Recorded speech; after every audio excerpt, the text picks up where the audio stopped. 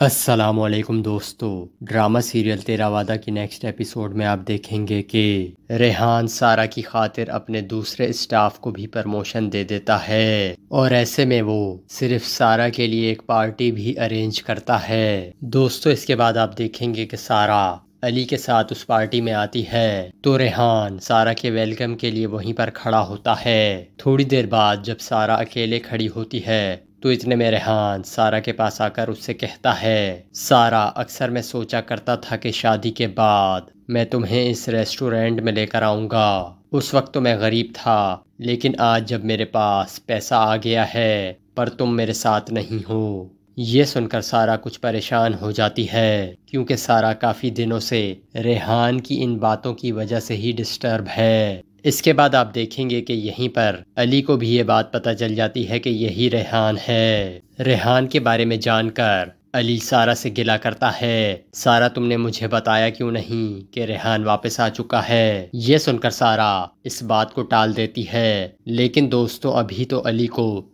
रेहान की हकीकत ही मालूम नहीं कि माजी में सारा और रेहान का क्या रिश्ता जुड़ने वाला था और हो सकता है कि इस बात का सारा की वालदा आगे चलकर फ़ायदा भी उठाएं क्योंकि उन्होंने सारा से ये पूछ तो लिया है कि अली को रेहान के बारे में कुछ मालूम है, तो सारा ने बताया कि नहीं, अली रेहान के बारे में कुछ नहीं जानते। जबकि दोस्तों दूसरी तरफ मारिया ने तो सैम का जीना हराम कर रखा है। मारिया पहले तो सैम को सिर्फ मेडिसिन ही दे रही थी, लेकिन अब साथ साथ उसने सैम को ताने भी देना शुरू कर दिए हैं। इसी तरह वो एक दिन सैम को ताने देते हुए कहती है, आपकी शादी तो हुई नहीं, आपको क्या पता इन फीलिंग्स के बारे में। ये बातें सुनकर तो सैम और भी ज्यादा जज्बाती हो जाती है। दोस्तों दरअसल मारिया ये चाहती है कि सैम जल्द अज जल्द ये घर छोड़कर चली जाए, चाहे किसी के साथ भाग जाए, शादी कर ले या फिर मर जाए, बस इस घर से चली जाए। दोस्तों इसके बाद आप देखेंगे कि सैम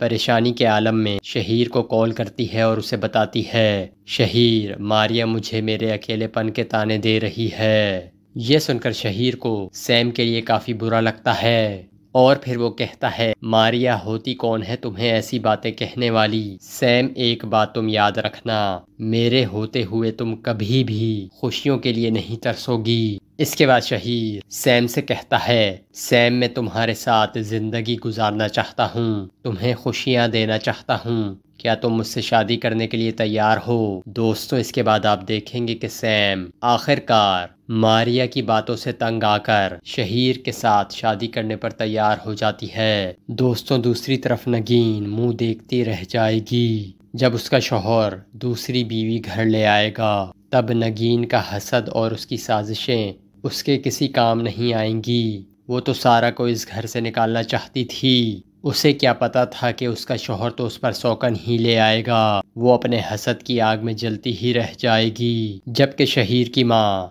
औलाद की खातिर शहीर की दूसरी शादी को एक्सेप्ट कर लेगी। दोस्तों इसके बाद आप देखेंगे कि कुछ वक्त गुजरने के बाद अली की माँ को यह एहसास होगा कि उसने सारा के साथ बहुत ज्यादती की है। इसके बाद अली की अम्मी सारा को मनाकर घर वापस ले आएंगी और इस तरह सारा और अली घर वापस आ जाएंगे और इसके बाद सारा अपनी सास की चहीती बहू भी बन जाएगी और यहाँ इस किस्त का इख्तिताम हो जाता है।